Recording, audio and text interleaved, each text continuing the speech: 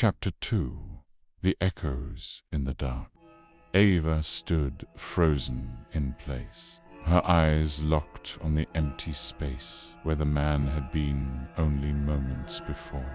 The cafe, once warm and inviting, now felt cold, as though the shadows themselves had seeped into the wall.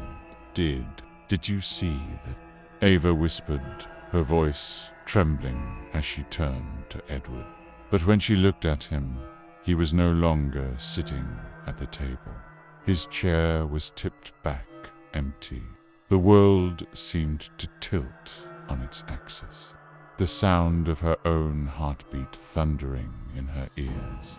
She turned back to the door, but it was shut now, as though the man had never entered. There was no sign of him, not even a footprint on the floor. Ava's breath quickened, and her hands gripped the edge of the table for stability. Her eyes scanned the cafe, desperately searching for any sign of the man. But the place was eerily still. The air felt thick, heavier than it had before. Porn, the walls, the windows, the floor all seemed to pulse with a quiet menace. The bell above the door jingled once more, startling her. She spun around, but there was no one there, just the breeze from the open window, rustling the papers on the counter. Yet that same whisper, "Come closer. We've been waiting for you." Ava's skin prickled, the hair on the back of her neck standing on end. She stepped toward the door, her legs shaking beneath her. She could almost hear the voices again, faint but unmistakable. The whispers were real, she wasn't imagining it. Suddenly, a voice broke the silence, low and gravelly. "You should leave." Ava whipped around to find the source, but the voice had come from nowhere. It was as though it had been in her head, pulling her into a trance. She staggered backward and bumped into a table, knocking over a chair.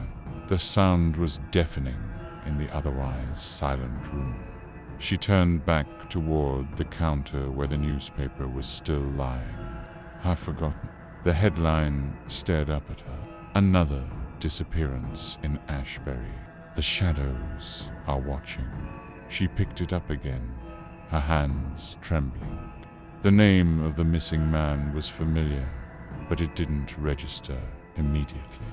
William Miller, the same name as the man who had appeared and vanished moments ago. Ava's mind raced. It couldn't be a coincidence. The whisper, play the shadows. This town was hiding something dark, something that went far beyond any explanation she could fathom. She had to find answers just as she was about to leave the cafe.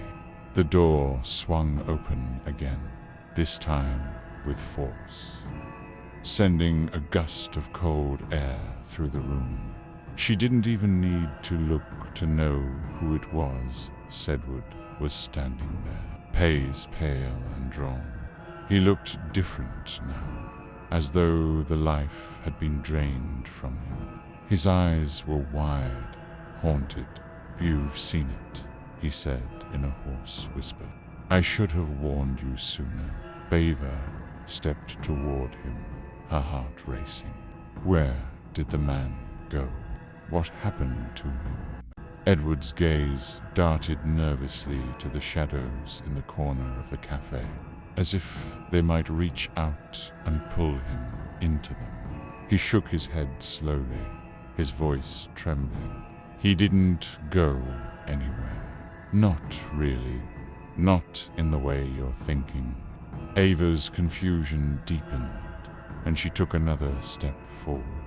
"What do you mean?" "He just disappeared. One moment he was here, the next nothing." Edward looked away, as though ashamed to meet her eyes. He didn't disappear. He became one of them. The shadows? Ava asked, her voice barely above a whisper. Edward nodded grimly. The shadows don't just take people. They take pieces of their soul, their essence, and they leave behind echoes. Ava recoiled, the words sinking into her like stones in water. What do you mean, echoes? The shadows don't want the living. They want what's inside us. Our memories, our desires, our fears. Everything that makes us who we are. Edward's voice dropped lower. When you disappear into the shadow, you leave behind an echoer shadow of who you were. Ava felt a cold shiver run down her spine. The whispers were getting louder now, echoing in her ears, just beyond her grasp. She glanced around the room, half expecting to see the shadows coming alive, curling and twisting into some form. Edward stepped closer, his voice urgent. If you stay here long enough, you'll hear them too. The whispers, they'll call to you. They'll tempt you to bend the timeline, to shift into a version of yourself that you think you want. But it's a trap. The shadows, they'll never let you go once they have you. Ava's mind was racing. Bend the timeline. Was this about the chronology? She'd read the reports, but they never mentioned anything like this.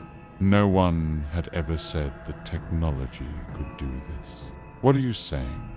She demanded. Are you telling me the chronolink is tied to this? Are these shadows the same ones people have been disappearing into? Edward's eyes widened with fear. I don't know how. I don't know why. But I've seen it happen. They've crossed over. Baver. The boundaries between realities aren't as solid as they once were. The shadows can pass through now.